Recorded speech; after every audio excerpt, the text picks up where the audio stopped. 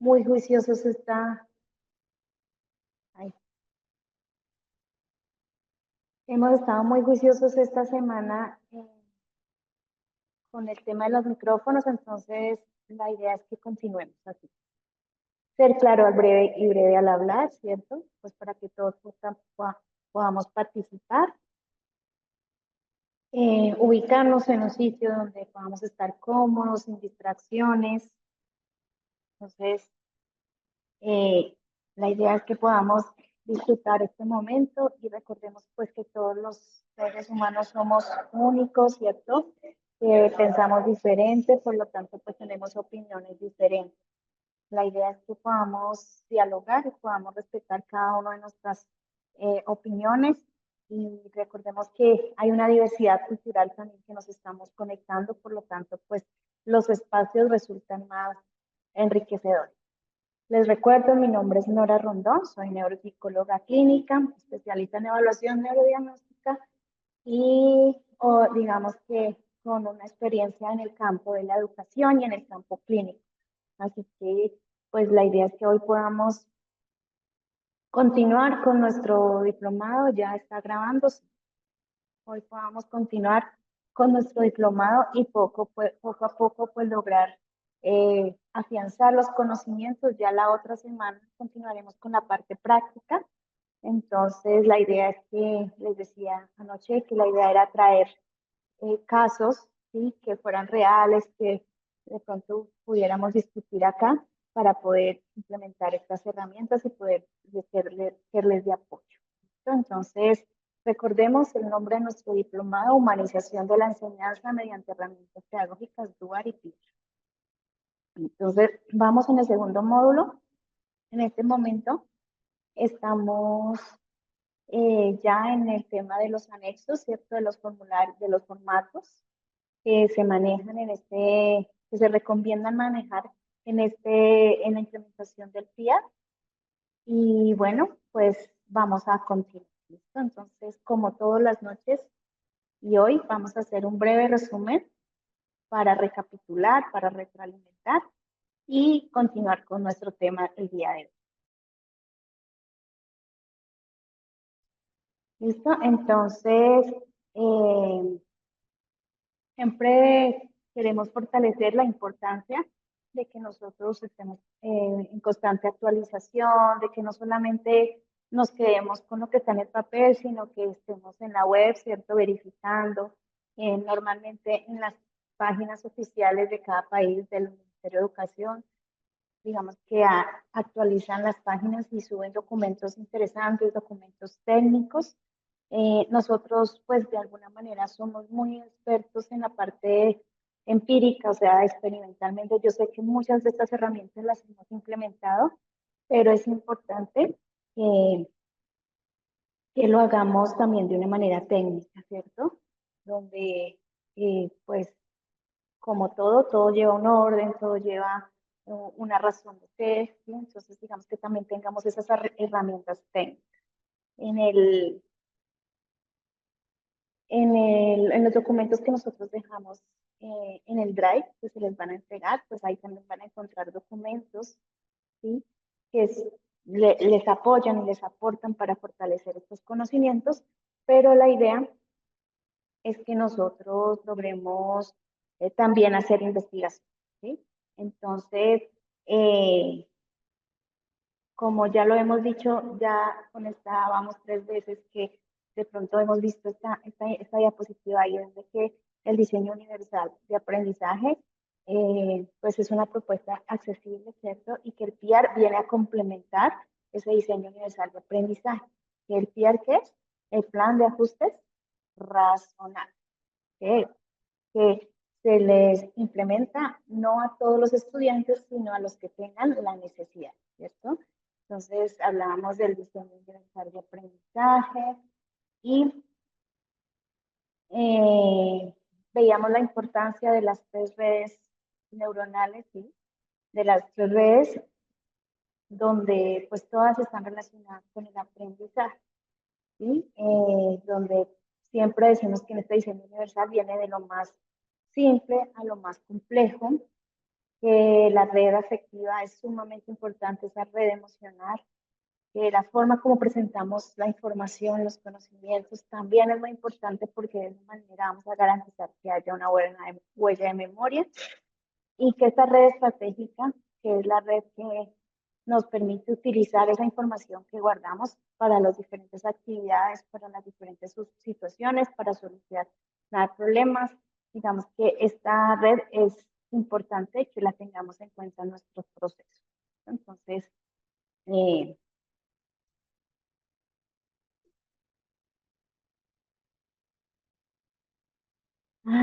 bueno, entonces veíamos que tenía unos tres principios, ¿cierto? Este DUA tiene tres principios que están muy relacionados con las tres redes neuronales. Digamos que algo importante de este tercer principio es que logremos como implementar varias formas, ¿cierto?, de expresión, donde pues el estudiante es el protagonista de su aprendizaje y la idea es que lo pueda comunicar y lo pueda expresar como mejor se le facilite y como a él le gusta. ¿Sí? Entonces, digamos que cuando llegamos a ese punto, podemos decir que, que todos los niños, niñas y adolescentes van a poderlo expresar de alguna manera. Entonces, eso es sumamente importante para cuando nosotros estamos implementando el DUAR y también el PIA.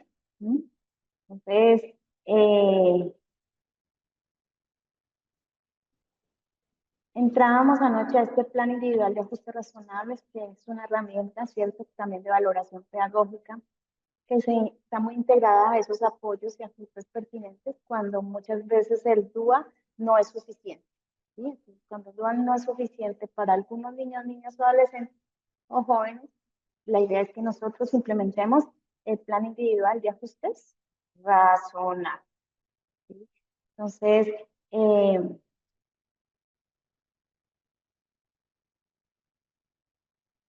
decíamos que quien lo implementa, pues lo lidera el maestro de aula, pero con su equipo de apoyo.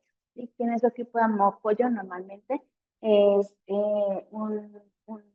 un profesor de, bueno, de la parte académica, decíamos que ojalá el psicoorientador estuviera ahí, el padre de familia, el estudiante, pero entre más personas, digamos, que conozcan de PIAR y que esté ahí y que conozcan al estudiante, que conozcan el caso, digamos que va a ser un PR más nutrido, ¿sí? Y que va a generar, pues, buenas eh, prácticas, ¿cierto? Y prácticas muy efectivas para el estudiante. Entonces, ¿para quién va dirigido el PIA? Para los niños, niñas y adolescentes con o sin discapacidad. A pesar de que nace esta necesidad, digamos que en el entorno de la discapacidad, realmente es un diseño, es un modelo que puede ser implementado a los niños a los cuales eh, veamos la necesidad de implementárselo independientemente de que tengan o no tengan una discapacidad, de que tengan o no tengan un diagnóstico. Si cada vez tanto hacemos seguimiento, la idea es que lo hagamos cada 3 meses. Y cuando veíamos los, los anexos nos damos cuenta de la importancia de hacer ese seguimiento. Entonces, hoy vamos a continuar con esos anexos. Hablábamos de unas generalidades de discapacidad, que hay varios tipos de discapacidad y que muchas veces, pues, cualquiera de estos casos nos van a llegar a nuestra aula.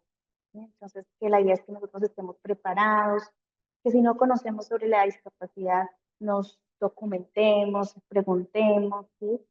Y con eso, pues también digamos que vamos a tener una base técnica para poder conocer y proyectar este PIB. Entonces,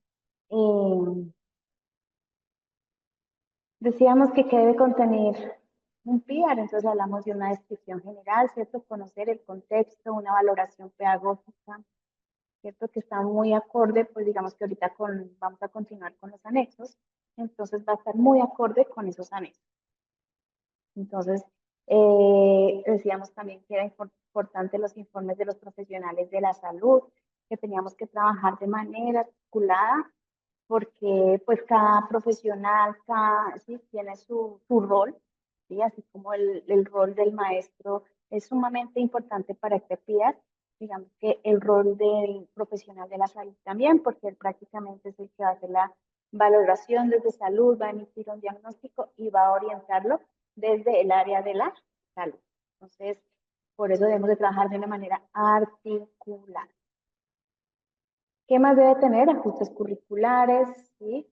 Recursos físicos, proyectos específicos, información que de pronto muchos desconocen y nosotros como docentes conocemos o descubrimos en el estudiante. Digamos que la idea es que también logremos como hacer esa articulación y podamos generar estrategias que pues, sean muy adaptadas a la realidad del estudiante y a los cambios que ellos tienen, ¿sí? Porque pues digamos que de niños en algún momento ya son preadolescentes, adolescentes y surgen algunos cambios. Entonces es importante eso y hay que involucrar a los padres.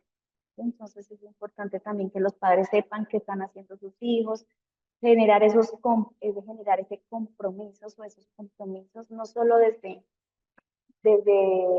los padres de familia, sino que también el hijo, ¿cierto? El estudiante también lo genera, ya que todos somos protagonistas en ese proceso de aprendizaje y la idea es que no trabajemos solos, ¿sí? Que ese compromiso, yo les decía, no solamente es un compromiso de palabra, la idea es que nos sentemos en una mesa, lo discutamos, ¿cierto?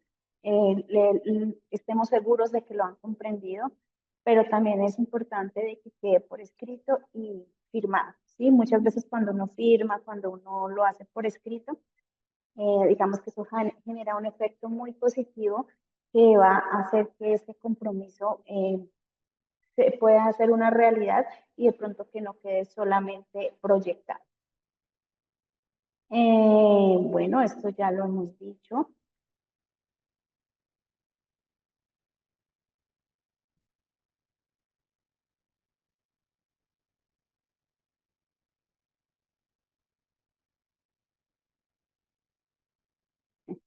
Me reproduce el video. Entonces, vamos a la siguiente y entonces ahí es cuando ya empezamos a implementar, ¿cierto? Ya nos vamos a la parte práctica, que es a mirar cómo son estos anexos. Entonces ahorita los estamos reconociendo, los estamos mirando, pero la idea es que la otra semana hagamos un ejercicio práctico con datos que ustedes me puedan brindar. Entonces, ayer veíamos la importancia que tiene esta primera parte del anexo 1, que está muy relacionado con conocer, ¿cierto? Con ese primer momento, que es conocer el entorno del estudiante, conocer al estudiante.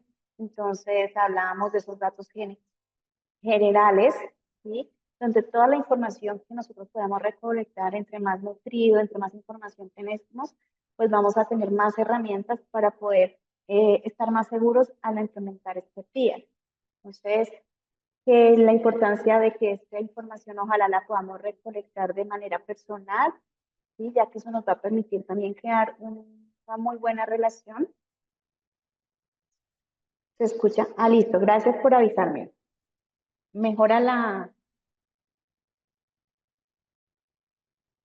Y estoy aquí en un salón grande, entonces de pronto sí se me va la voz, pero si no se escucha, por favor me escriban para yo aquí tomar los correctivos. Listo. Entonces hablábamos de este diseño, de este anexo número 1, que les decía que eran los datos personales y que era importante que nosotros tuviéramos un contacto directo personal. ¿Listo? Sí, estoy en un salón grande, entonces sí se escucha un poquito el eco. Sí, sí, sí. Bueno, entonces encontramos también que esta información, que esto digamos que es lo que nos pide el formato, pero que cada institución educativa puede hacer los ajustes de pronto con información adicional, sobre todo en esta parte de enfoque diferencial, ¿sí? Entonces, es bueno tener más historia, ¿cierto? Es bueno tener más datos relacionados con ese enfoque diferencial. Voy a quitar un poquito para acercar un poquito el audio, entonces voy a quitar el video. Listo, entonces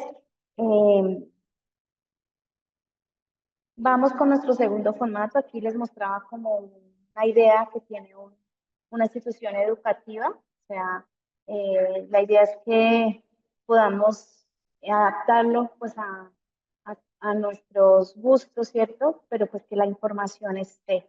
Entonces, encontramos un segundo momento o una segunda parte de este anexo, ¿no?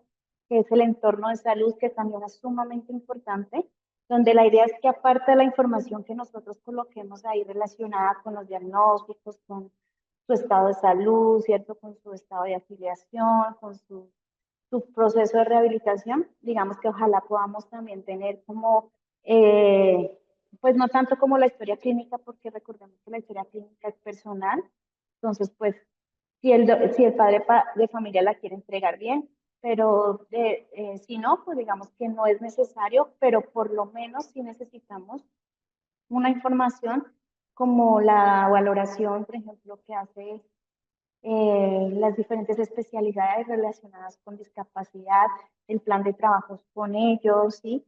La forma como ellos pueden orientar y cómo el colegio podemos trabajar de manera articulada con ellos. Entonces, muchas veces ellos dan recomendaciones tanto para el hogar como para el colegio. Entonces, es bueno que nosotros lo retomemos y podamos apoyar ese proceso. La idea es que podamos trabajar con la rama de salud muy articuladamente, sobre todo cuando hablamos de niños, niñas y adolescentes con discapacidad. ¿Qué más está aquí? El tema de los fármacos, de los medicamentos, que también es muy necesario que lo manejemos con cuidado. En ese PIAR, ¿sí? Deben quedar también muy estipulados, ¿cierto? Que cada vez que se actualicen las fórmulas. La idea es que esos medicamentos puedan ser suministrados desde el hogar, pero muchas veces, pues digamos que por cuestión de horarios y todo eso, pero digamos que eso es cuestión de discutirlo, acordarlo, para que no vayamos a ir a interrumpir algún tratamiento que sea importante. ¿Sí? Entonces, bueno, todos los tratamientos son importantes, pero no ir a interrumpir el tratamiento que salud ha recomendado para el niño, la niña o el adolescente. Entonces ya nos vamos para el entorno del hogar y aquí quedamos. ¿Listo? Entonces, en el entorno del hogar, decíamos que esa relación, siempre hemos hablado de la comunidad educativa, donde los padres tienen digamos que una labor muy importante, y nos decían que de alguna manera el entorno del hogar es básico que nosotros lo conozcamos, porque ahí depende muchas veces de que este PIAR tenga éxito. Por más de que nosotros implementemos estrategias, pero si no tenemos el apoyo desde el hogar, pues muchas veces esas estrategias se van a quedar cortas. Entonces, pues la idea es que podamos trabajar en equipo con los cuidadores, con el entorno, con la familia, con los padres, con los hermanos, ¿sí? En este caso, pues con el acudiente, que es el papá o la mamá, ¿sí? Entonces, digamos que este entorno del hogar es muy importante conocerlo. Entonces, pues conocer el nombre de la madre, el nombre del padre, eh, si los dos viven con el niño, si solamente uno vive con el niño, ¿sí? Si hay alguno de sus padres es ausente, pues de pronto no lo vamos a dejar aquí registrado, pero sí es bueno tener esa información. Eh, si lo quieren dejar registrado también es importante. Yo a veces dejo como en la parte de abajo una variable que se llama observación. Entonces ahí es como lo adicional que yo puedo ver. Entonces, por ejemplo, cuando dejo ese espacio de observaciones, me da como el momento para decir, el niño vive solo con la mamá o vive solo con el papá, ¿sí? ¿Cuántos hermanos tiene? Si hay otros hermanos o otros, ¿sí? Miembros de la familia que también tienen discapacidad, qué tipo de discapacidad tienen ellos también, a qué se dedica la mamá, a qué se dedica el papá. Y entonces, digamos que ahí también empezamos a averiguar también ese contexto psicosocial, ¿sí? Del niño. Muchas veces ahí nos vamos a dar cuenta que muchas veces ninguno, por ejemplo, de los dos tiene empleo. Entonces ahí ya podemos también empezar a analizar que hay otras situaciones en su entorno que de alguna manera pueden estar afectando positiva o negativamente el desarrollo del niño, ¿sí? El, el apoyo que él pueda recibir. Entonces, esta ocupación de padre y madre es sumamente importante también que tengamos en cuenta. Incluso muchas veces también he visto que en algunos casos preguntan, por ejemplo, el papá si está trabajando, cuánto está ganando, sí, más o menos la parte económica, cómo manejan la parte económica del hogar, el nivel educativo alcanzado de cada uno de los padres. Nos damos cuenta que hay muchos padres que también, digamos, que no han tenido un gran avance en escolar. ¿Sí? O sea, muchas veces no han terminado primaria, hay padres que tampoco leen o escriben. Entonces, digamos que también podemos analizar ese contexto, ¿sí? Donde muchas veces, pues, normalmente los padres son los que apoyan las tareas que nosotros dejamos para la casa y pues muchas veces ellos no cuentan con esos recursos educativos, esos conocimientos para poder orientarlos. Entonces, eso es importante que lo tengamos en cuenta. El nombre del cuidador. Entonces, una cosa es que yo sea la mamá y otra cosa que yo sea la que lo cuide. Se supone que la razón de ser es que los padres cuidan al niño, pero en muchos casos el cuidador es un familiar, la abuela, el abuelo, una persona que se le paga, ¿sí? Entonces es bueno también tenerlo e incluirlo en, en tener esa información de él. Parentesco con el estudiante. Entonces, si es una persona o si cada nada está cambiando de cuidador, ¿sí? Si cuando yo hago seguimiento me doy cuenta que en el primer trimestre tuvo uno, en el segundo tuvo otro, en el tercero tuvo otro, digamos que eso también me da información, ¿sí? Y recordemos que muchas veces, digamos que ese cambio de cuidadores también no es, digamos que no es tan recomendable y no nos va a beneficiar mucho en el proceso que lleva el niño. ¿Sí? Entonces, la ideal es que tengamos también muy claro el tema del cuidador, que es una persona muy mayor, ¿sí? Digamos que también hay que eh, tener ese dato, ¿sí? Personas muy mayores, 70, 80 años, cuidando a un niño de 6 años, pues digamos que no es recomendable, sin embargo, pues digamos que eso va también en dinámicas del hogar, pero sí, sí también nos sirve para nosotros poder también tener como en cuenta ese aspecto. El teléfono y el correo electrónico. Y arriba también deberíamos tener el teléfono y el correo de los padres, ¿sí? No solamente del cuidador, sino de los padres. ¿Con quién vive el niño? ¿Sí? Muchas veces el niño puede tener su papá, su mamá, pero puede vivir con otras personas, ¿sí? Con otro miembro de la familia, eh, porque, pues por diferentes motivos, ¿no? Pero sí es importante saber con quién vive, no solo si vive con el papá, con la mamá, sino con los hermanos, con los tíos, todas las personas con las que vive, o sea, que comparten el mismo techo. Eso es importante tenerlo en esta parte. ¿Quién apoya la crianza del estudiante? Entonces, muchas veces los abuelos son los que apoyan, ¿sí? Muchas veces los hermanos mayores. Entonces, también es importante averiguar y indagar sobre todo lo relacionado con pautas de crianza, ¿sí? Entonces, a veces ahí esta casilla se presta como para entrar a mirar esquemas de disciplina, usted cómo disciplina a su hijo, cómo lo castiga, ¿sí? Él responde a la autoridad o no responde a la autoridad, digamos que ahí podemos empezar a indagar, porque recordemos que lo que estamos buscando es conocer, ¿cierto? Conocer al estudiante, conocer su entorno. Entonces, todos estos temas tienen cabida, ¿sí? Entonces, todo esto de estilos de crianza es muy importante tenerlo en cuenta, porque, por ejemplo, cuando hablamos niños con TDAH, ¿sí? Muchas veces vienen con un diagnóstico de TDAH, pero realmente no es un TDAH, muchas veces es que sus pautas de crianza no fueron adecuadas, ¿cierto? Los niños no conocen límites, muchas veces no reconocen la autoridad, entonces, pues claro, eso también va a trascender en el área escolar.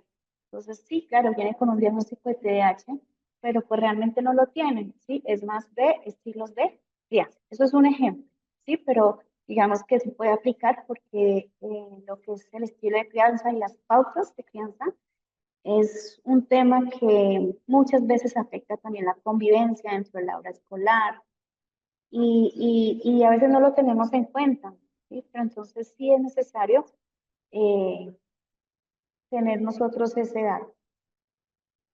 ¿Está bajo protección, sí o no? Entonces, eh, digamos que todos los temas legales, todos los temas jurídicos, sabemos que ahorita pues con el tema de que los padres se separan, muchas veces la custodia lo tiene el uno, lo tiene el otro, el niño está una semana con el papá, otra semana con la mamá, o hay muchos niños que por tiempos no ven a su papá o a su mamá, entonces digamos que esto de medidas de protección también es importante tenerlo en cuenta, ¿sí? O niños que de pronto los está protegiendo el Estado por alguna situación, digamos que particular, pues digamos que desde que no vaya a trascender, sí es bueno conocerlo, ¿sí? Pero recuerde que esta información es personal, esa información la sé yo como docente, ¿cierto? Y digamos que no es el hecho de que yo tenga esa información y que de pronto yo lo vaya a comentar en otros entornos o en otros contextos. ¿Sí? Esa es una información que es personal, que es íntima, que muchas veces los padres se la confían a las personas de confianza, como puede ser un profesor, para que de alguna manera esté enterado y apoye, ¿cierto? Y pueda apoyar ese proceso que llevan con el niño. Pero es una información que es personal, por lo tanto, la idea es que la manejemos así, ¿sí? Como personal y confidencial. Y el FIA, yo digo que es un documento que debe estar en un archivo seguro y no debe estar en cualquier carpeta donde cualquier persona lo pueda leer. ¿La familia recibe algún subsidio o alguna entidad o institución? Entonces, sí, no, bueno. Entonces, este dato también es importante que lo tengamos en cuenta. Y aparte del resto de datos que ustedes crean necesarios. ¿Sí? Entonces, muchas veces, digamos que es necesario, de acuerdo al contexto, de acuerdo a las necesidades del niño, que nosotros empecemos como de pronto a nutrir más este formato, pero si no, pues por lo menos con lo básico, ¿no? Que es esta información que nos piden. Bueno, encontramos el entorno educativo. Entonces ya hablamos del entorno de los datos del estudiante, ¿cierto? Del salud, hogar y ahora el escolar, el educativo. Entonces, eh, información de la trayectoria educativa. Entonces,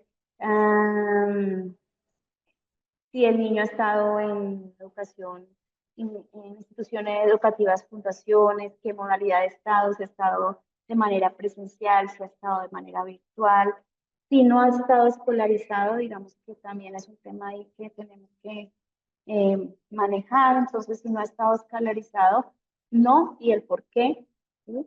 Entonces, si el niño ha cambiado cada año, cambia de institución educativa, también es importante saber por qué, si el niño ha perdido muchos años, ¿sí? Que va el tercer, sexto de bachillerato, o sea, ¿qué pasó ahí? ¿Sí? Entonces, digamos que esa es información que necesitamos conocer. ¿Cuál fue el último año que cursó?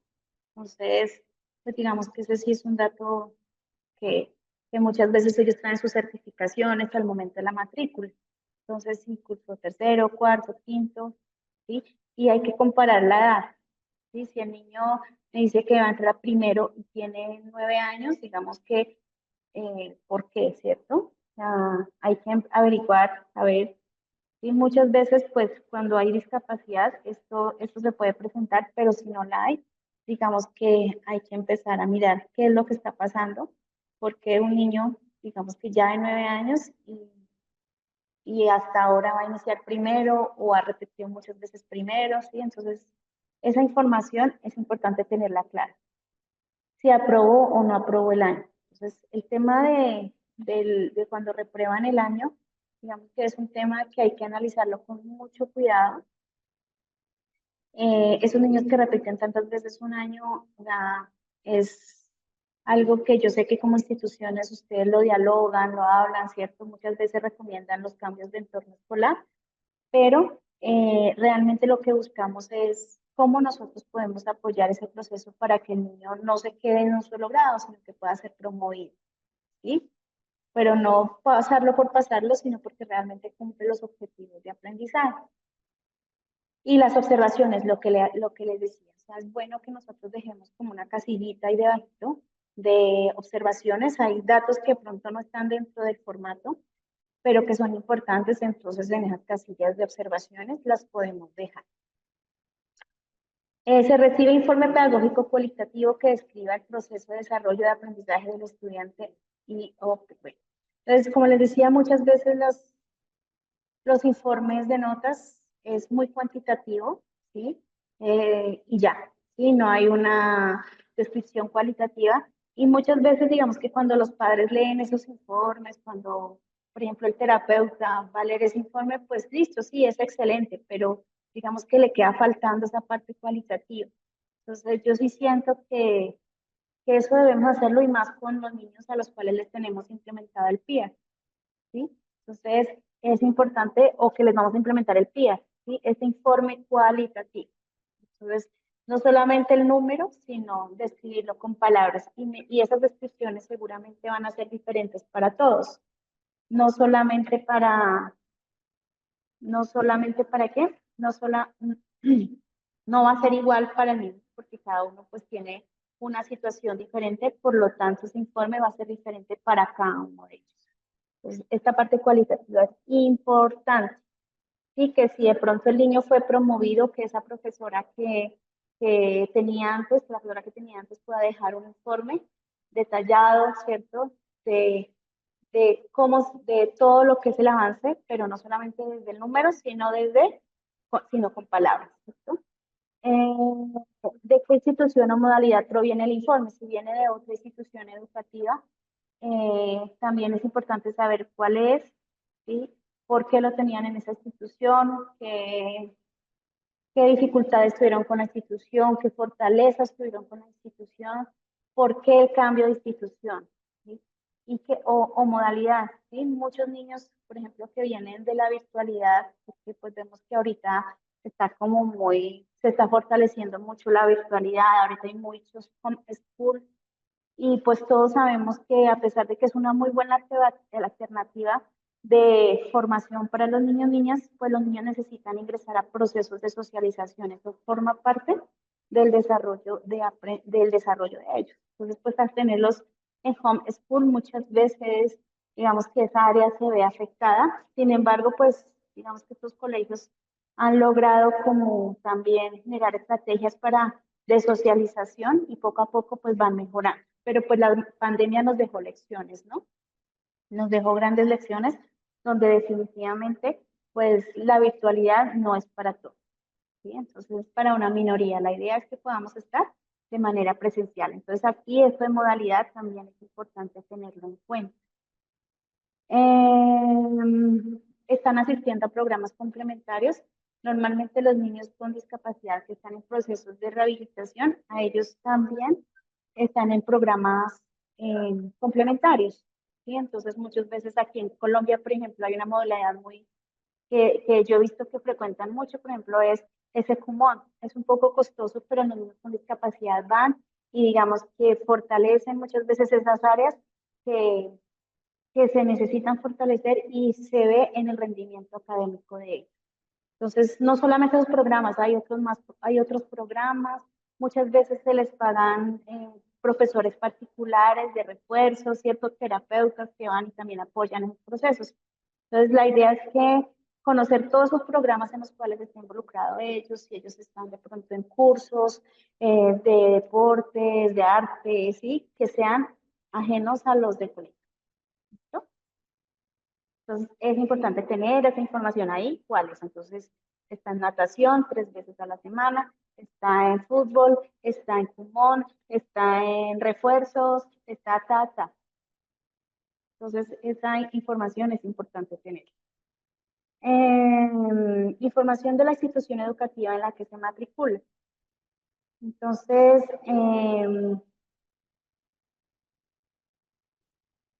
entonces, nombre de la institución educativa a la que va a la matrícula, pues digamos que esa información sí la tenemos clara, ¿cierto? Medios de transporte, ¿cierto? En la cual el niño o la niña se desplaza. Si los padres lo llevan en vehículos, si van en transporte público, qué tipo de transporte, si en bus, en taxi, ¿sí? Si el niño se desplaza en ciclas, si desplaza caminando, si va solo, si va con... Digamos que toda esa información tenemos que tenerla en cuenta. Recordemos que estamos hablando de niños que necesitan una, un cuidado especial, ¿cierto? Una atención especial, por lo tanto, es necesario tener esa información a la mano. Y entre más información tenemos, digamos que podemos valernos de eso para generar todas estas estrategias que vamos a ver a continuación con toda la parte pedagógica. Distancia entre la institución educativa y donde viven. Sí, hay niños que, por ejemplo, en las ciudades grandes, que duran 2, 3 horas en llegar al colegio. ¿Sí? Entonces, muy diferente a un niño que de pronto se desplaza y dura caminando y dura 5 minutos, porque vive muy cerca. Entonces, las horas de sueño, ¿sí? El estrés de todo el tráfico, de todo eso va a influir. Entonces, tengámoslo en cuenta esto en el entorno educativo, relacionado con el entorno educativo. La idea es que podamos tener la información que más podamos. ¿Sí? Entonces, dependiendo del contexto, dependiendo del territorio, dependiendo muchas veces pues, los intereses personales, los de cada familia, pues así vamos a encontrar una diversidad de información que nos va a ayudar para el momento de que vayamos a construir esas estrategias que son adaptadas a él. Entonces, aquí, en este primer anexo, lo que buscamos es eso, conocer al estudiante y conocer el entorno. No sé si hayan preguntas relacionadas con este primer anexo. Aquí estoy mirando el chat, voy a mirar el chat.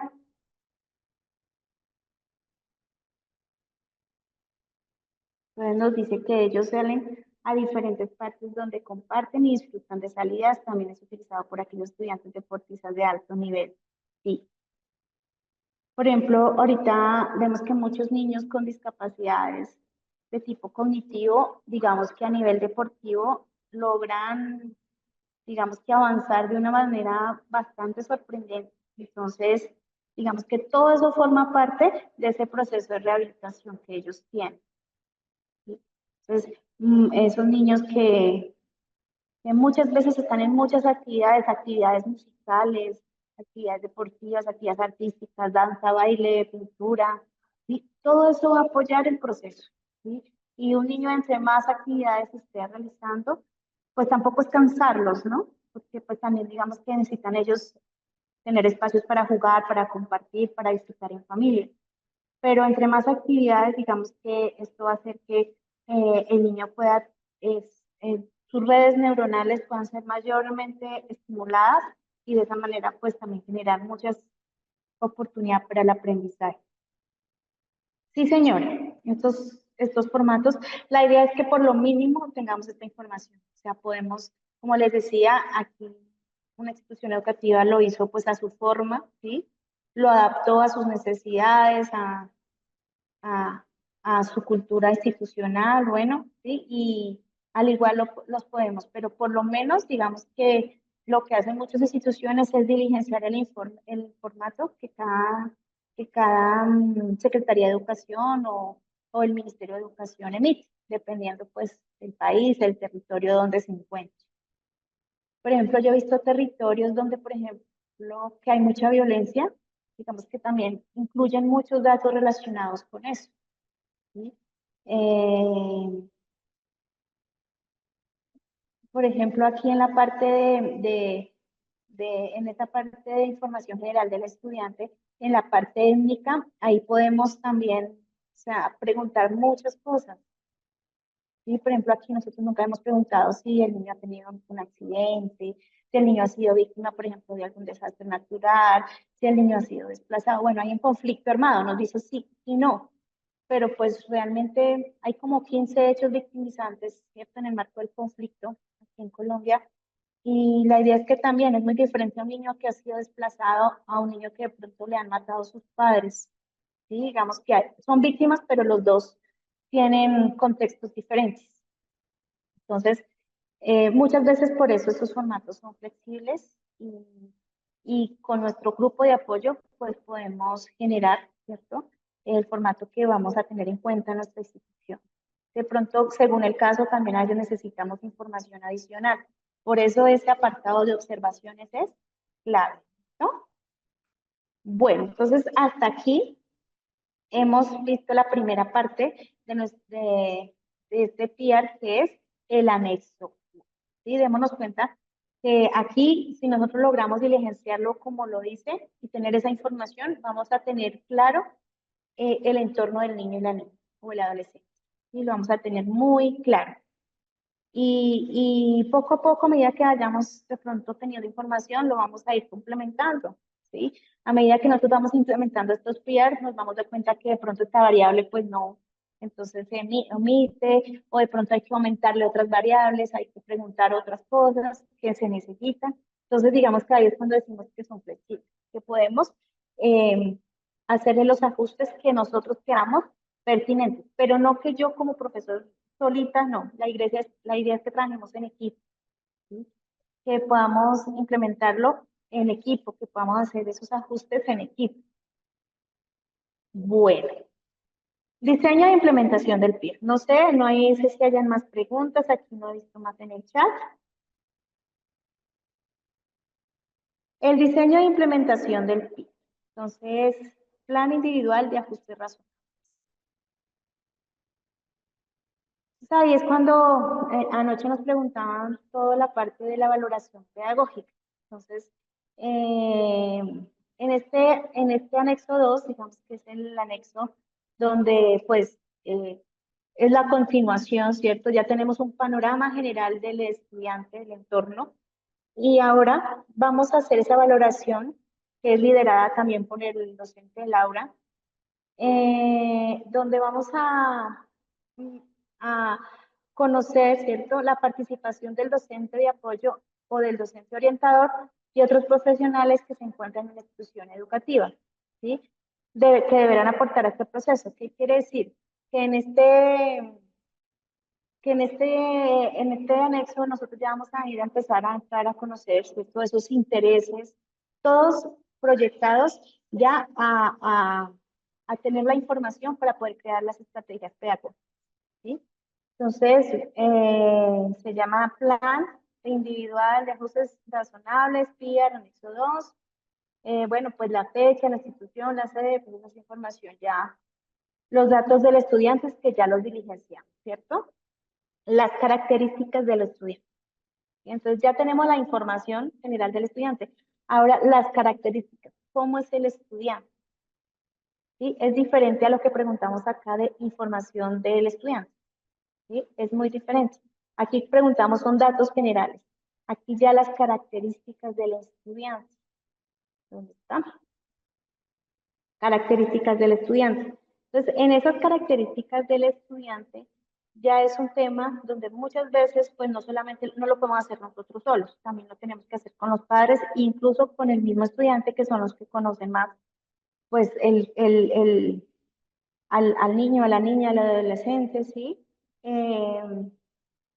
Entonces ahí es cuando, por eso ese informe cualitativo es tan importante, porque ahí muchas veces deberíamos dejar escrito al niño que se le facilita, que se le dificulta, describir una situación, ¿sí? Que el niño, digamos que ahí por eso tenemos que incluir el niño, donde el niño o la niña o el adolescente, él también pueda brindarnos información que nos permita conocerle.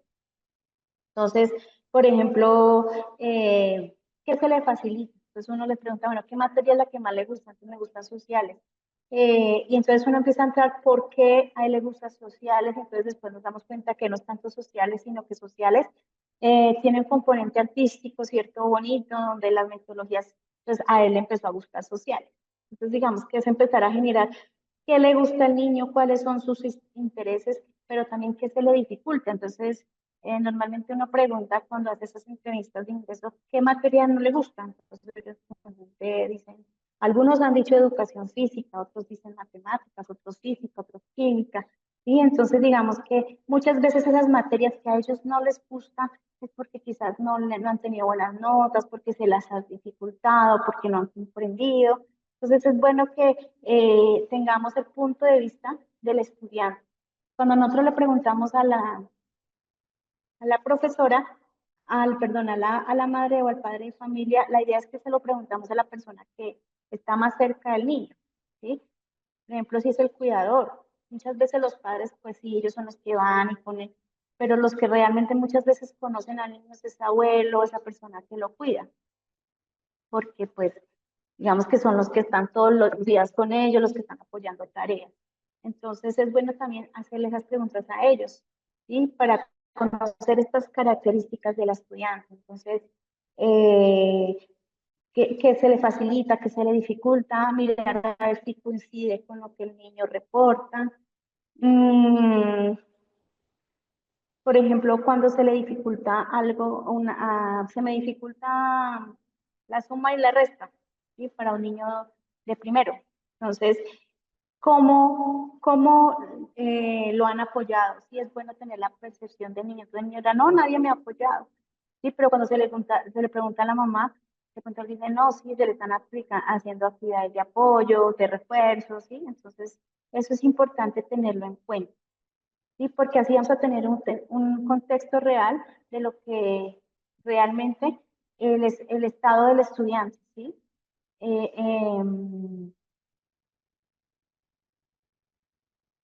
También es importante preguntarle a ellos qué cree que podemos hacer nosotros para ayudarlo, ¿sí? Porque yo puedo generar una estrategia, puedo decir, no, vamos a crear tal estrategia, unas fichas, tal cosa, ¿sí? Pero si a él no le gusta, ¿sí?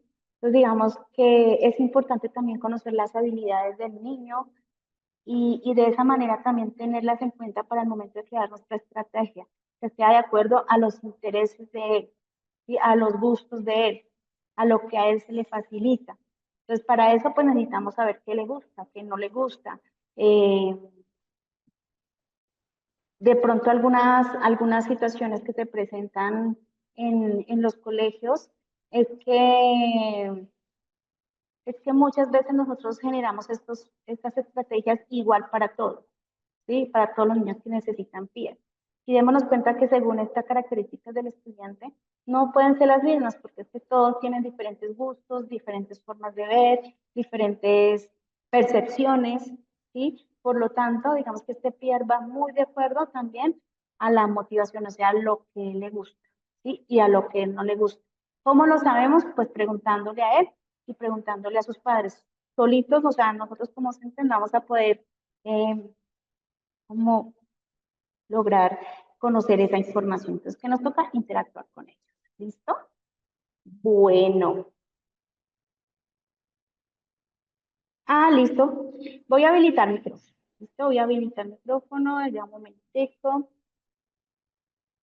Y quiero escucharlos porque ya me estoy quedando sin voz. Y eso que todavía es temprano. Ya un momentito. Ok.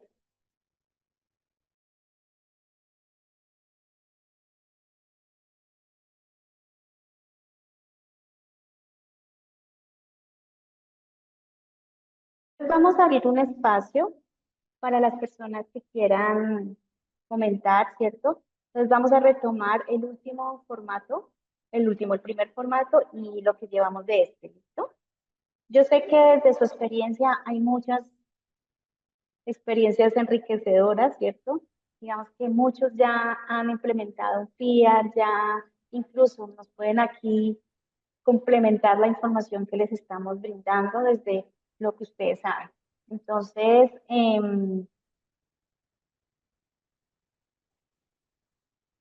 vamos a escucharlos. Voy a mirar aquí, a ver quién aquí está. Levantan la mano. Listo, por ahí ya escuché a alguien. Yo soy buenos días a usted y a Sí, todos. señor.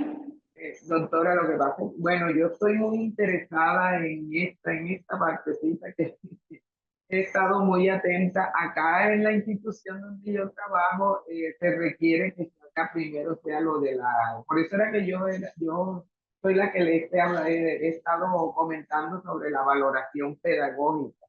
O sea, la parte que usted orientó primero es lo que acá se determina o se requiere que se haga la valoración pedagógica para darle entonces al docente con esa valoración pedagógica es que él va a a realizar las actividades.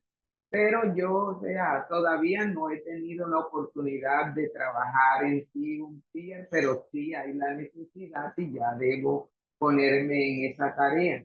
Entonces, por eso era que yo le hablaba de la valoración pedagógica, porque esa valoración pedagógica, hasta donde tengo entendido, la hace el docente orientador en la institución. No sé, o sea, si se trabajará así en todas partes. Y lo otro es que el PIA creo que tiene como unas versiones, hay que mirar, o sea, la última versión que ha creado del PIA. Entonces, ahí en lo de la valoración pedagógica, creo que es donde tiene que ver con esas pautas que usted nos acabó de orientar ahora antes de iniciar el anexo 2, que tiene que ver con toda esa parte que usted nos ha explicado. Entonces ya yo creo que del anexo 2 en adelante, esto ya viene entonces. Sí, señora. Profe, si quiere para la próxima semana, su merced nos puede traer como un caso, ¿sí? Que se esté presentando de pronto en su institución educativa y le hacemos le hacemos el PIAR, ¿sí? Donde pues lógicamente está incluida la valoración pedagógica. Entonces la idea es como traer las realidades de ustedes y poderlas discutir y poderlas manejarlas acá. En cuanto a que si la hacía la orientación, la orientadora, digamos que todo es como tan, o sea, eh, tan propio de la institución, se supone, digamos que lo que nos dice el documento técnico es que que lo lidera el docente de aula, ¿sí? Pero pues digamos que es un equipo, el docente de aula, el padre de familia y su equipo. Dentro de su equipo, o sea, debe de estar por lo menos el coordinador académico, debe de estar la orientadora, ¿sí? Digamos que esto es básico, ¿sí? Que esté la orientadora es muy importante la orientadora pedagógica porque finalmente, como les decía anoche, ella es la que va muchas veces a leer esos documentos que llevan de salud, ¿sí? Y digamos que con el conocimiento pedagógico de ella también vamos a poder entender y comprender cómo podemos hacer esas adaptaciones. ¿Sí? No es una tarea sola del docente. Claro, el docente es un miembro activo de ese equipo, pero digamos que no es la única persona que debe hacerlo, sino su equipo de trabajo y entre esos está la orientadora escolar.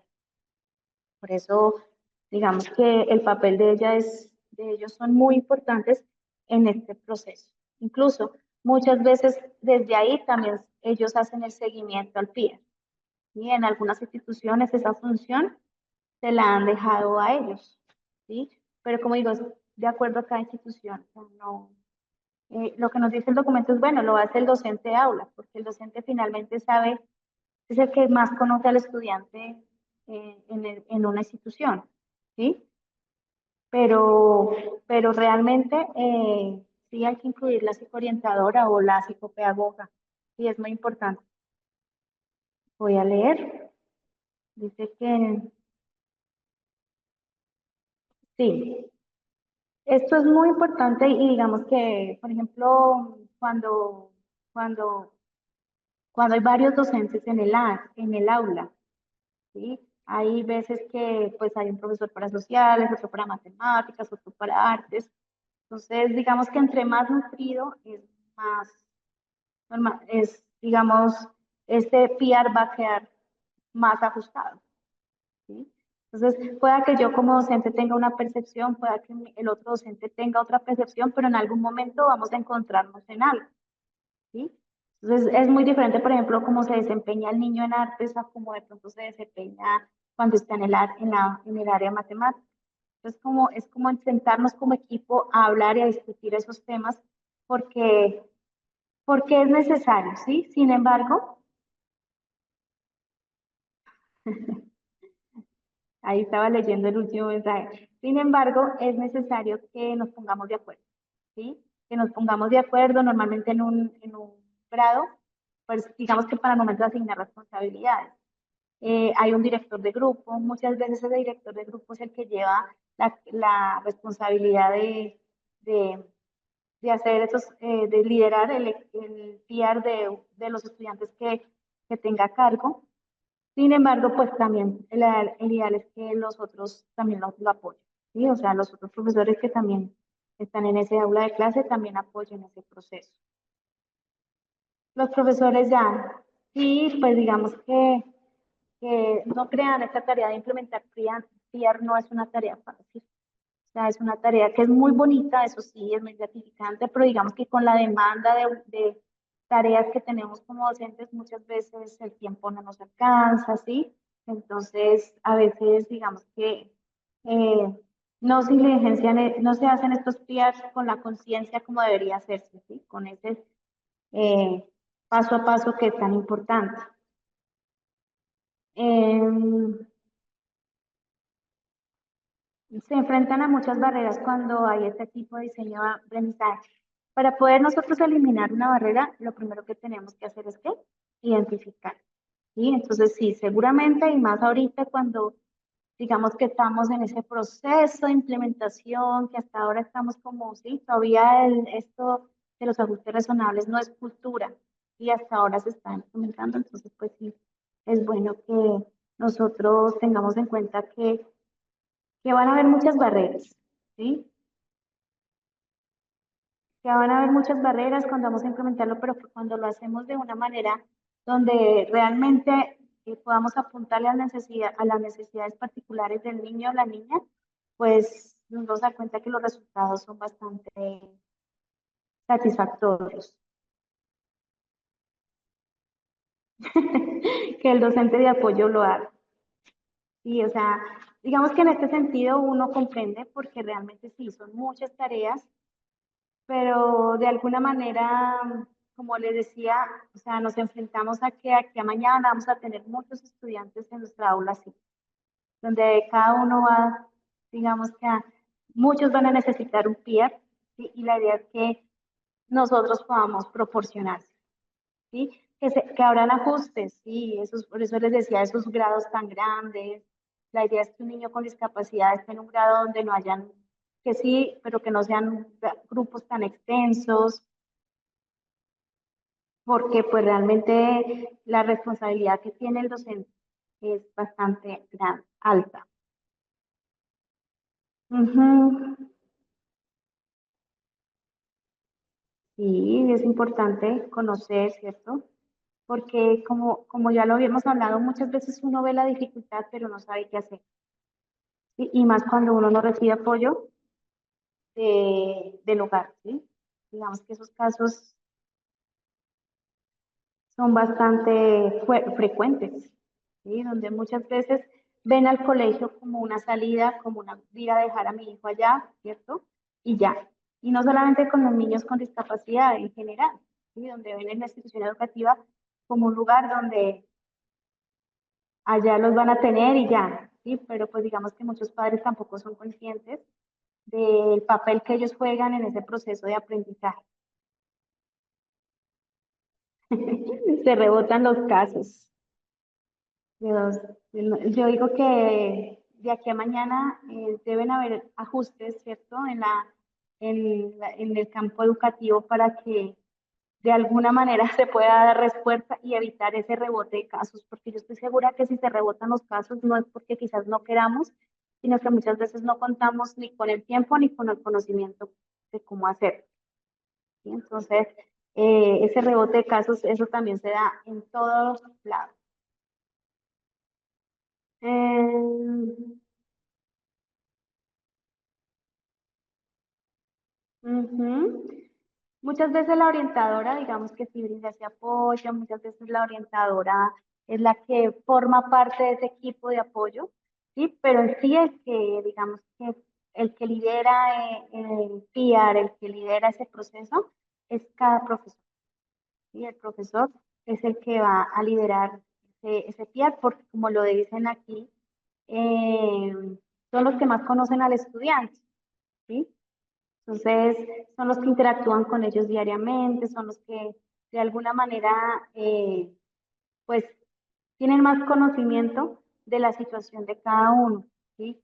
Entonces, pues, digamos que esa es una de las razones por lo que el profesor es el que lidera este proceso y el que va a brindar más información al momento de diseñar el PIA.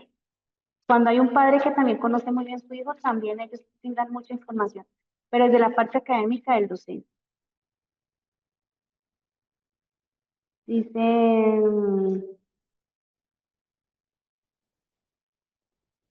ujú, vamos con ningún equipo de apoyo ni con la propia psicóloga. Bueno, pues también, como yo les decía, o sea, en cada institución el área de psicoorientación tiene como digo, tiene su rol, ¿cierto? Tiene también sus limitaciones. La ideal es que un psicoorientador ahí en, esté ahí en ese proceso, ¿cierto? Orientando, como dice la palabra. Y ellos son las personas más, digamos, idóneas para poder orientar estos procesos, pero no quiere decir que la responsabilidad caiga en ellos. Sí, claro, ellos tienen cierta responsabilidad, pero en sí, digamos que el que lidera el proceso muchas veces es el doliente. ¿Sí? Entonces, hay que pedir el apoyo de psicoorientación porque ellos son los que tienen el conocimiento en ciertas áreas importantes, sobre todo cuando estamos hablando de discapacidad. Eh, Exactamente, todos ojalá. Pues digamos que ahorita por eso es tan importante que los psicólogos que llegan a nuestras instituciones educativas tengan conocimientos de pedagogía, ¿sí? O sea, que sean psicopedagogos, sean psicólogos educativos, y un psicólogo clínico, digamos que es también muy bueno tenerlo en una institución educativa, pero digamos que se queda corto con el aporte pedagógico. Entonces, un psicólogo clínico en el campo de la salud es lo ideal, pero un psicólogo educativo es lo ideal en una institución educativa. ¿Sí? Entonces, cuando hay un psicólogo educativo, un psicoorientador, un psicopedagogo, eh, pues digamos que vamos a encontrar ese apoyo que necesitamos para cuando vamos a implementar estos PIC. Listo, entonces vamos a descansar 10 minuticos mientras tomo agüita, tomamos agüita, esto, son las 9:12, a las 9:30 nos volvemos a conectar, ¿listo?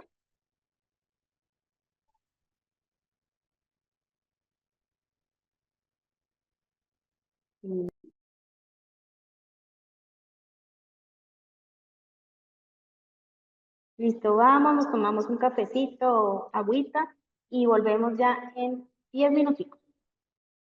Vean, listo.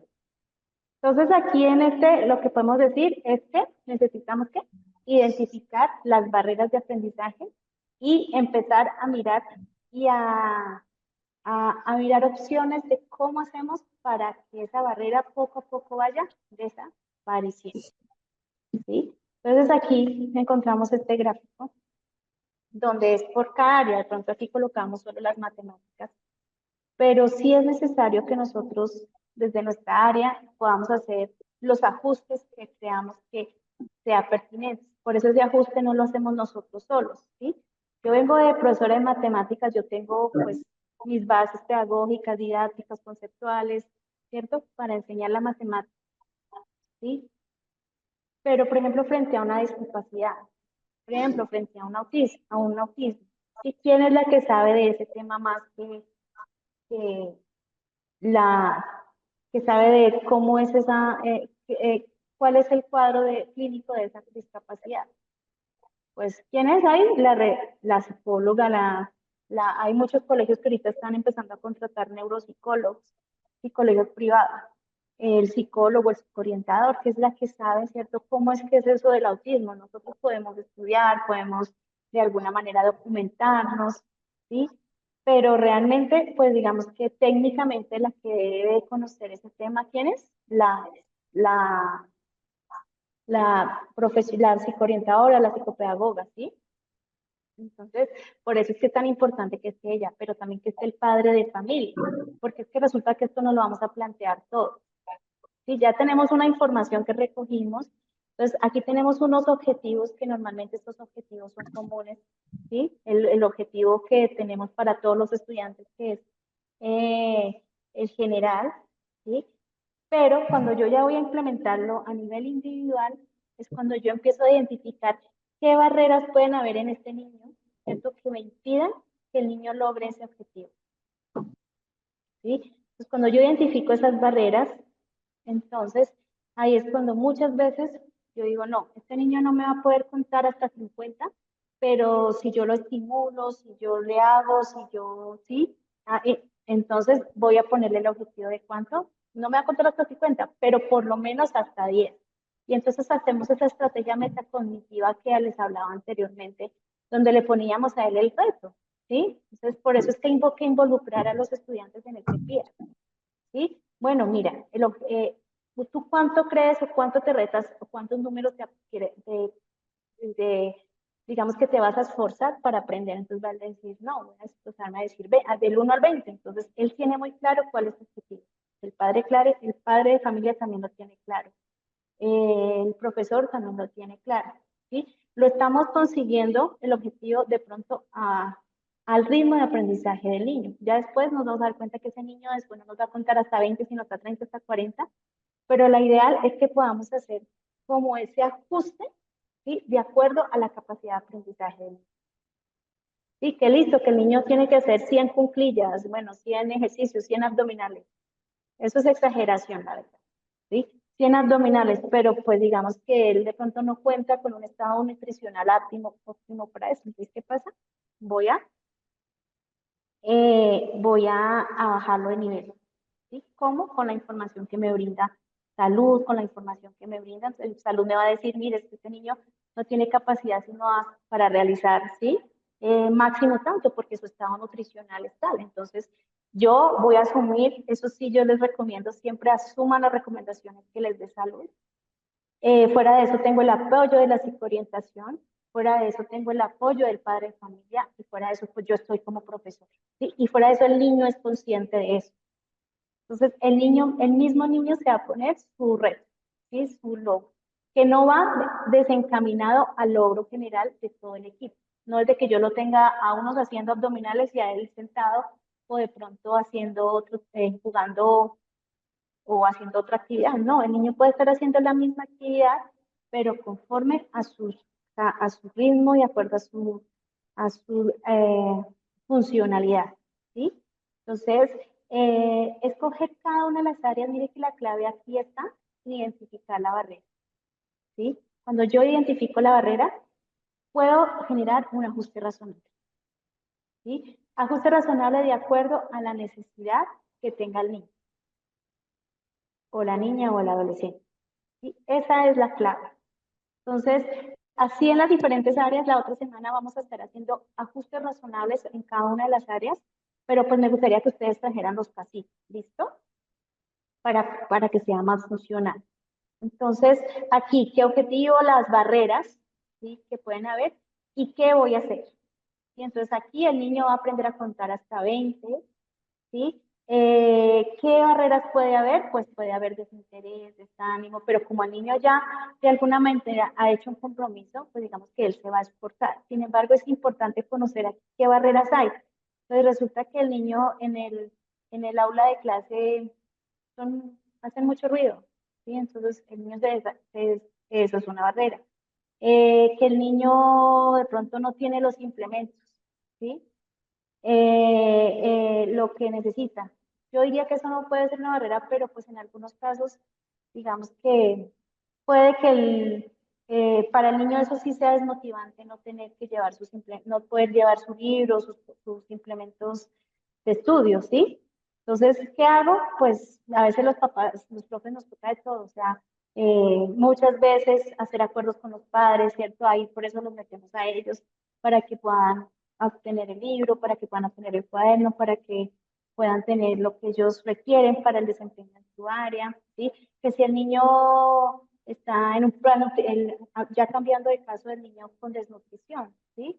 Entonces, ¿qué podemos hacer? ¿Qué ajustes de pronto en la minuta? Si el colegio brinda eh, la alimentación, o si el colegio, o si de pronto unas once adicionales. Bueno, no sé, de acuerdo también al plan nutricional que nos dé salud. Entonces, es empezar y recordemos que no estamos solos, o sea, esas barreras las identificamos entre todos, pero también entre todos trabajamos para mitigarlas, ¿cierto? Para irlas disminuyendo hasta que desaparezcan. Ajustes racionales, entonces ahí es cuando yo empiezo a generar esas estrategias y esas ideas, y ahí es cuando la creatividad debe salir a flor de piel, ¿sí? Yo sé que nosotros somos muy creativos, yo sé que nos la reinventamos por estos niños, y también es importante que nosotros no nos sentamos solos implementando esa estrategia, sino que involucremos a todo el equipo, a todo el grupo, ¿sí? A todo el grupo de compañeros, ¿sí? A veces cuando hay estimulación social, a veces cuando hay reconocimiento social, cuando se le reconoce al niño los avances que ha tenido en público, a nivel social, digamos que los niños se sienten y como que se esfuerzan más para poder alcanzar el objetivo. Pero no olvidemos, siempre tengamos lo presente, de que cuando tenemos un niño con discapacidad, muchas veces viene con diagnóstico, y la idea es que asumamos las recomendaciones que nos den ellos, los profesionales en salud. Por ejemplo, desde neuropsicología, nosotros normalmente siempre enviamos el informe que enviamos al colegio, lo enviamos con un perfil completo, entonces un perfil funcional, un perfil cognitivo, donde colocamos específicamente como los procesos que están en un óptimo desarrollo, y de pronto los que les hace falta estimulación. ¿Sí? Algunos tienen la costumbre de decir, están bien y están mal, lo normal y no anormal. No, no hablemos de normal y anormal, hablemos de que les falta estimulación, y que si se estimulan, pues digamos que van a alcanzar los óptimos estándares, ¿cierto? O sea, la ideal es que nosotros podamos también asumir y poder fortalecer esas recomendaciones que nos dan los terapeutas. Y cuando nosotros las recomendamos, entonces nos damos cuenta que nosotros también tenemos como ¿cómo se dice? Cuando nos entregan un informe, ¿cierto? Que nosotros tenemos como el respaldo de que realmente nosotros estamos implementando eso también, porque hubo una recomendación desde la parte de salud. ¿Sí? Entonces siempre tengámoslo así, tengamos que tenerlo ahí en la misma carpetica, los informes que ellos tengan desde las diferentes áreas. Entonces, terapia ocupacional. Entonces, terapia ocupacional ya está trabajando atención dividida, porque vieron que la niña tenía una gran dificultad bueno, no hablemos de dividida porque es para personas adultas, pero hablemos de una atención alternante. El niño no logra, ¿sí? En algunas tareas tener una atención óptima. Entonces ellos normalmente se recomienda que en la casa, se recomienda que en el colegio, que se recomienda. Entonces es bueno tomar todas esas recomendaciones y adaptarlas a nuestro currículum.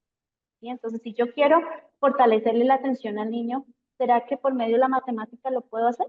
Claro que sí. ¿Sí? Aparte de que estoy fortaleciendo el, estoy estimulando el proceso, el objetivo de aprendizaje que quiero, ¿cierto? O que se desea, o que no quiero, sino que se desea, que el niño también ha consensuado. Pues aparte de eso también estoy fortaleciendo algo de lo cual el niño pues necesita fortalecer. Entonces, por medio de la matemática puedo mejorar mis niveles atencionales, claro que sí. Por medio de la educación física lo puedo hacer, por medio de la biología también. Es cuestión de empezar a reinventarnos, y ahí es cuando nosotros empezamos a generar todas esas actividades, ¿sí? Que no son actividades diferentes, que son las mismas actividades adaptadas pues a la condición de cada niño. ¿Sí? Y siempre, siempre recordemos ese árbol y esos niños y esos animalitos, esa imagen, que la voy a colocar un día estos otra vez, ¿sí? Donde el objetivo es el mismo, ¿sí? Lo que tenemos es que mirar qué hace, qué limita que se alcance el objetivo, ¿sí? Y cómo nosotros entre todos podemos generar estrategias para que ese objetivo se alcance. ¿Sí? Todo es posible si nosotros hacemos un adecuado ajuste razonable.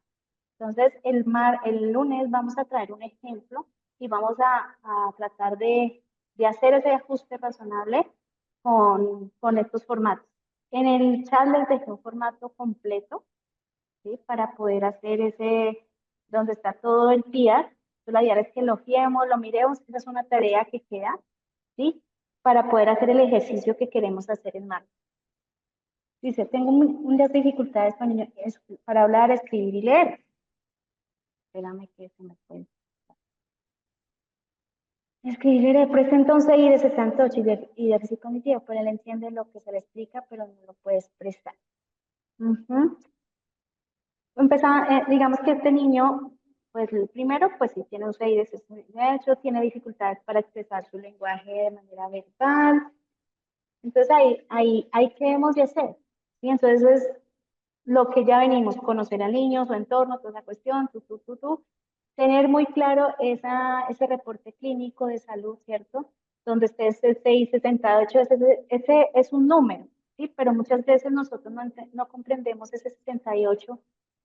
¿Qué es lo que significa? Resulta que ese SSI evalúa 4 aspectos importantes: el razonamiento perceptual, la memoria de trabajo, la velocidad de procesamiento y toda la parte de comprensión, ¿sí? Toda la parte de lenguaje, ¿sí? Entonces, digamos que toca mirar si ese 78, digamos que a mirar que esas puntuaciones específicas, ¿sí?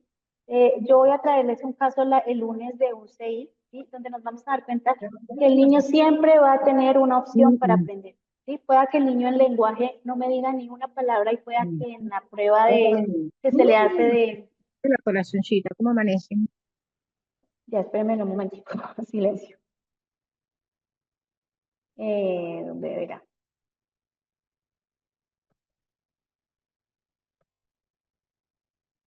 Listo.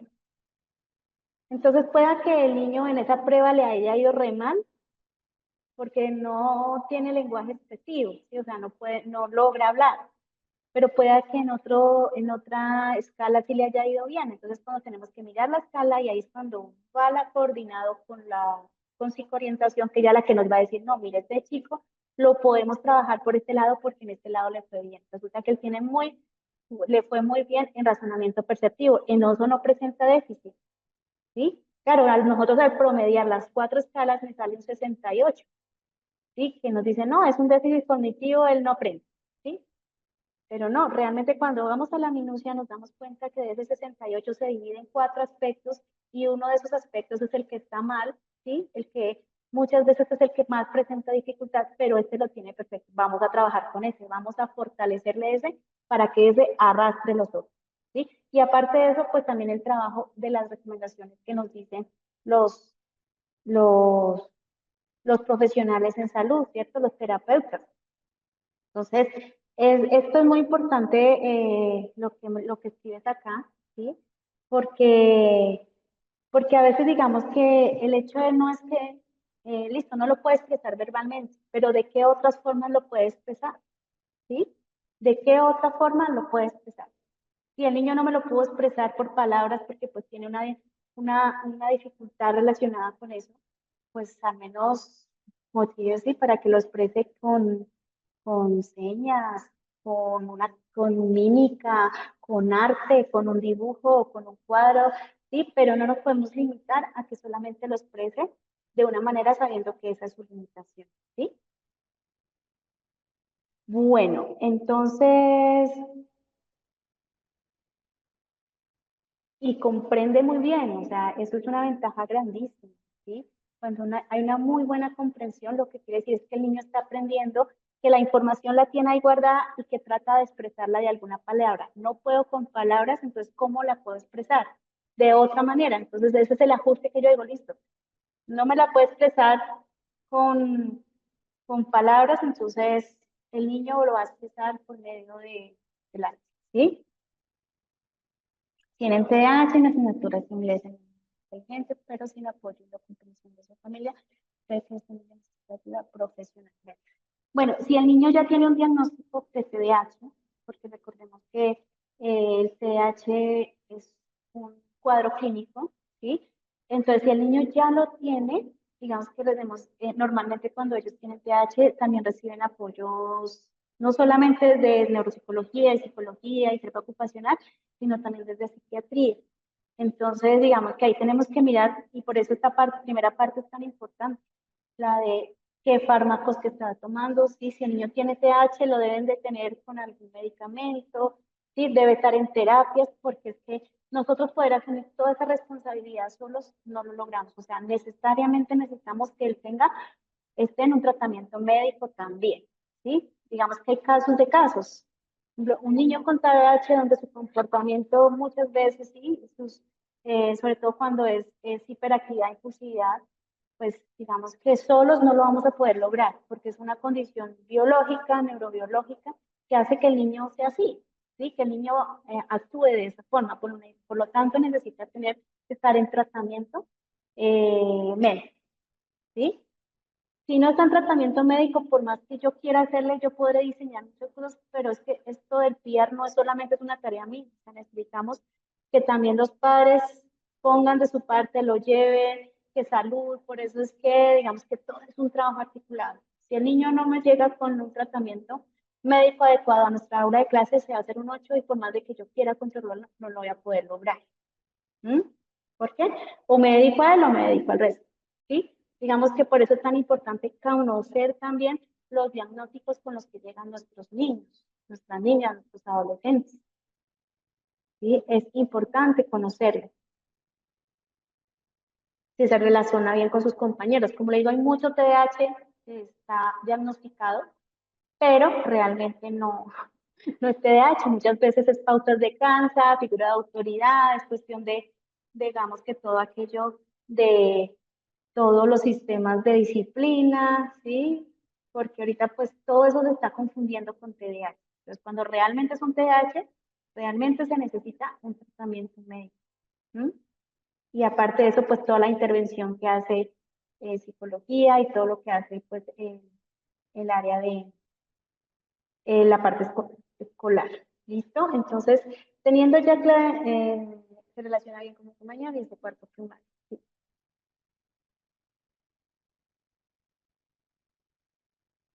Ok, ya lo vuelvo a subir, ¿listo? Ya vuelvo a subir el formato.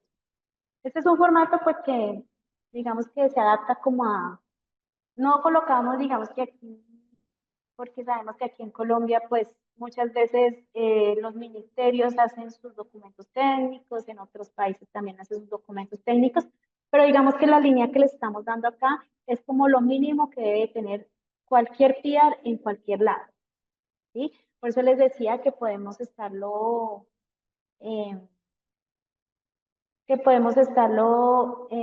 ajustando de acuerdo a las necesidades, ¿sí? Que tengamos en cada una de nuestras instituciones y en nuestros territorios. Bueno, entonces lo de ajustes razonables, ya sabemos que la clave está en identificar la barrera, ¿cierto? Eh, Primero crear el objetivo, ¿cierto? ¿Qué queremos que se logre? Y ese objetivo se logra en común con el estudiante, ¿cierto? Y si es posible el padre de familia, porque ellos son los que van a reforzar eso en casa, que no va desligado del objetivo general de todo el grupo, ¿sí? No es que yo una cosa y ellos otra, y mientras están haciendo una cosa, el otro está haciendo otra, porque pues ahí no estaríamos haciendo inclusión, ¿listo? Entonces es el mismo objetivo, simplemente que acordamos el nivel que queremos llegar, ¿sí? ¿Cómo lo acordamos? No por imposición mía como docente, sino acordado con el mismo estudiante, con el docente y con la orientadora, que yo en eso sí soy muy enfática, o sea, digo que hacer un PIAR sin un orientador, es un psicopedagogo, un psicólogo educativo, para mí sería muy difícil. ¿Mm?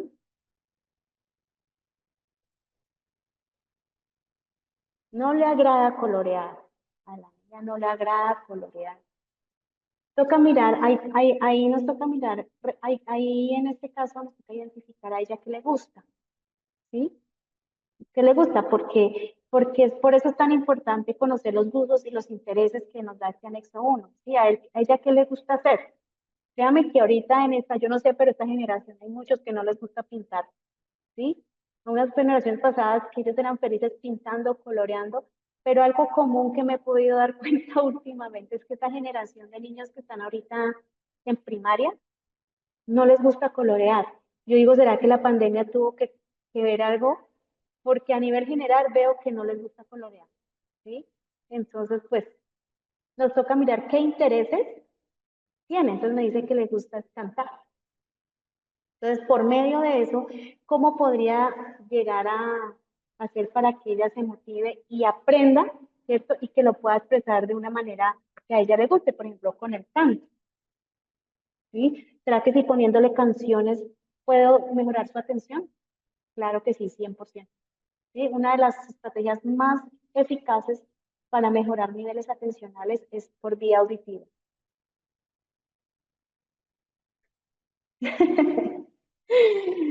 Ay, no, pues hay que estimularles el coloreado. O sea, el hecho de que no les guste no quiere decir que no. O sea, hay que hacerles, digamos que mostrarles la ventaja y mostrarles otras formas. No sé, de pronto por lo que son tan digitales, la parte de colorear, yo veo que casi no les está gustando, no se les ve el interés. Al igual cuando lo hacen, pues, sí, pero pareciera, pero digamos que las artes plásticas de pronto les gusta hacer otro tipo de arte, sí, pero algo de que yo he visto es que no les gusta colorear. Una de las barreras puede ser la infraestructura, sí, pero recordemos que cuando vimos barreras no solamente la infraestructura, sino que también muchas veces son esas barreras actitudinales, comunicativas, ¿cierto? Vimos varias barreras, ya se me olvidaron, las actitudinales, comunicativas, de infraestructura, ¿cierto? Nuestro currículo no puede ser una barrera. Sí, si nuestro currículo es una barrera, digamos que nos toca replantear todo. ¿Sí? Entonces, no, todo ese tecnicismo no puede convertirse en una barrera. ¿Sí? Entonces, digamos que ahí colocábamos el ejemplo porque todo el tema de accesibilidad nació desde la accesibilidad en cuanto a infraestructura, pero realmente las barreras son muchas. ¿Sí? eh, todo lo que pueda impedir un proceso es una barrera. ¿Sí? Si usted va para el trabajo y se queda en un trancón y no puede llegar, esa es una barrera. No pudo llegar, o sea, no logró el objetivo. ¿Qué pasó? El trancón, ese trancón. Pues, ¿cómo la puede eliminar?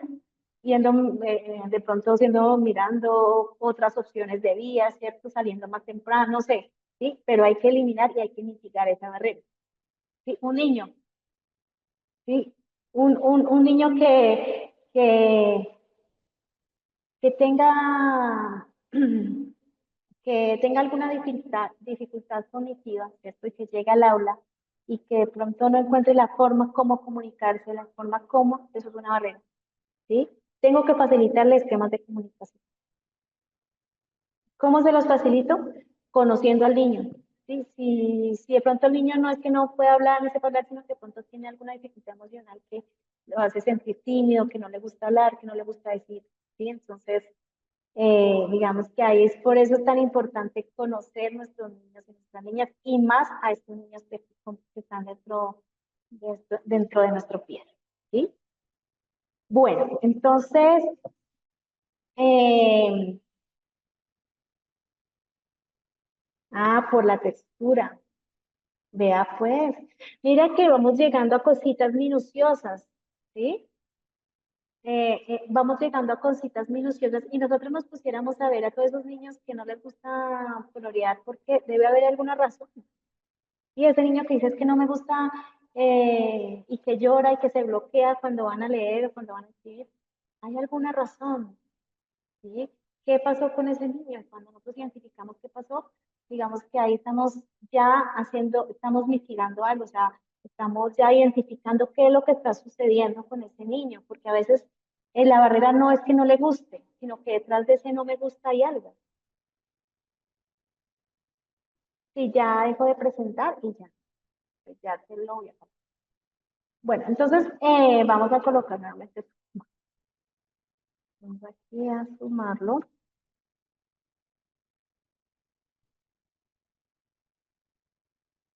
Se llama anexo completo. Entonces, el próximo, ¿sí subió? No subió, porque está bien. Ya nuevamente lo vuelvo a colocar. Ahí está el anexo completo. Hasta ahora llevamos 2 partecitas de nuestro anexo.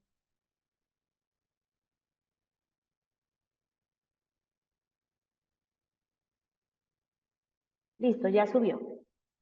Es un documento Word, listo, para que lo puedan editar, le puedan hacer, le puedan quitar.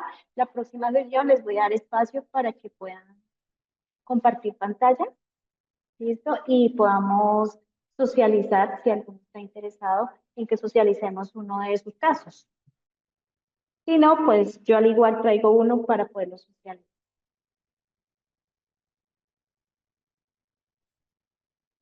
Ay. Bueno, entonces estamos en esta parte de espiar y ahora vamos con el plan de mejoramiento, ¿cierto? Institucional.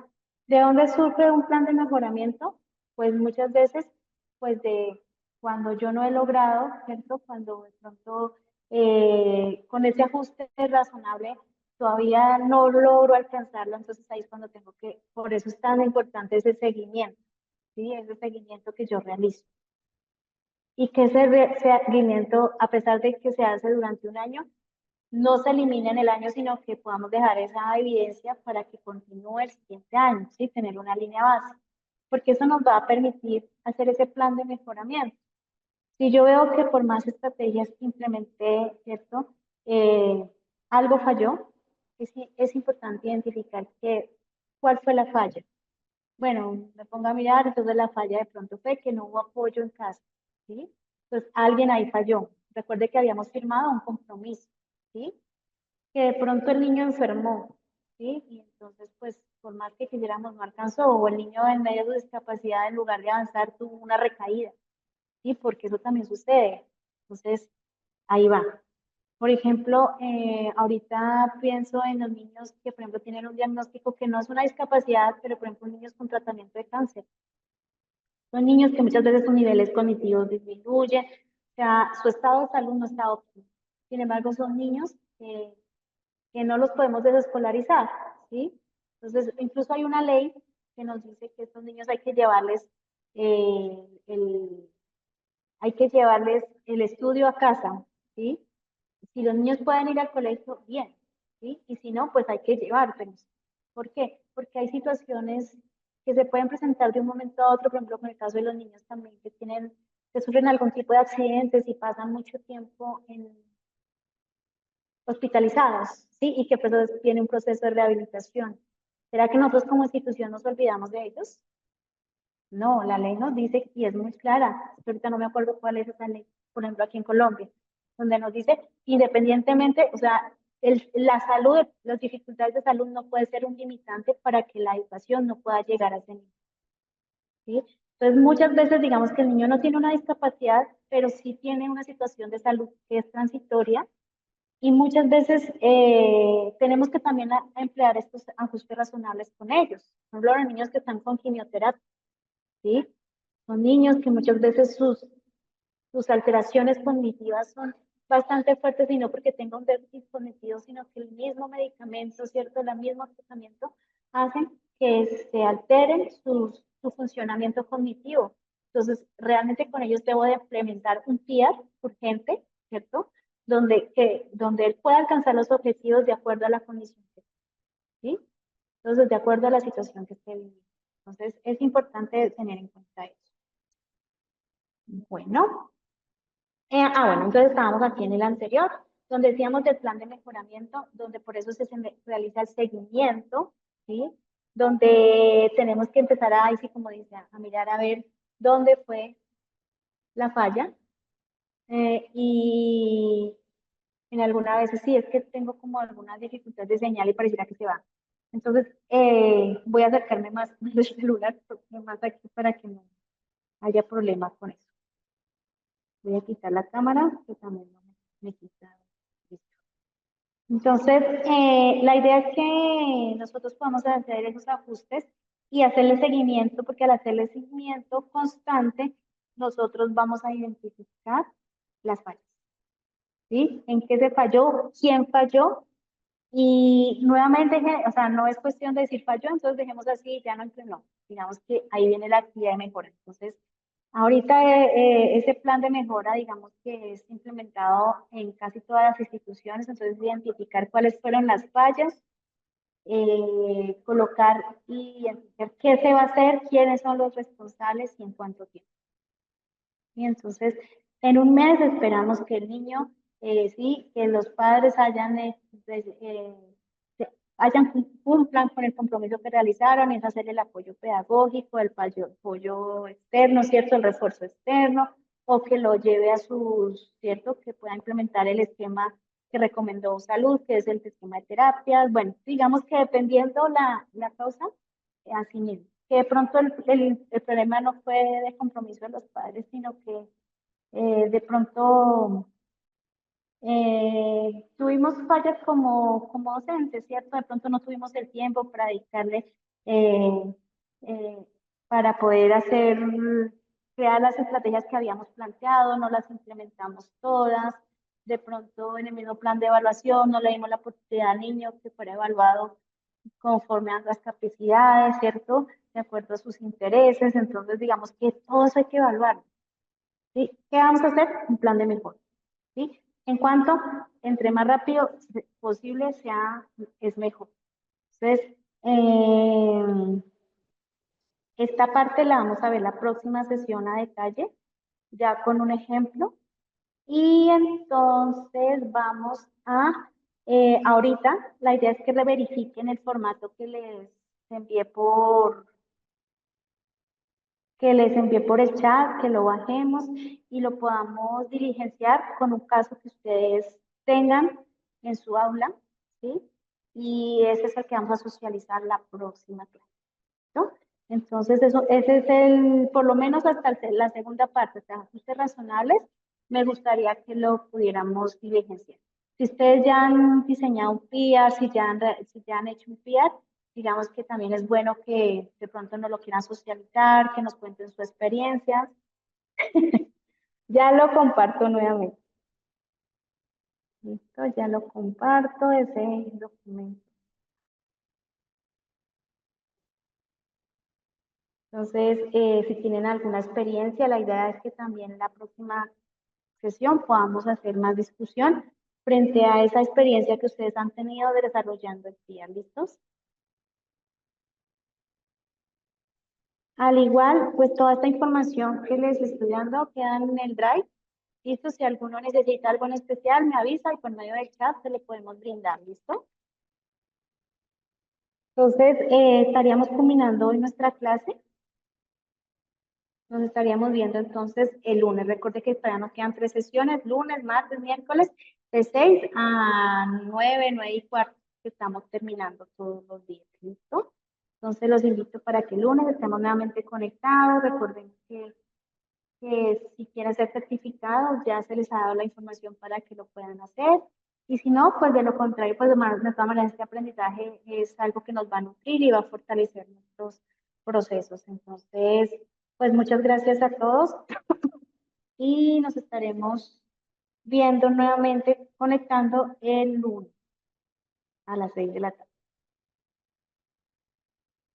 No se nos olvide verificar el anexo que les acabo de dejar y hacer el ejercicio. ¿Listo? Entonces, un feliz fin de semana para todos, descansemos y bueno, aprovechemos el espacio para compartir con nuestras familias. Que estén muy bien, hasta luego.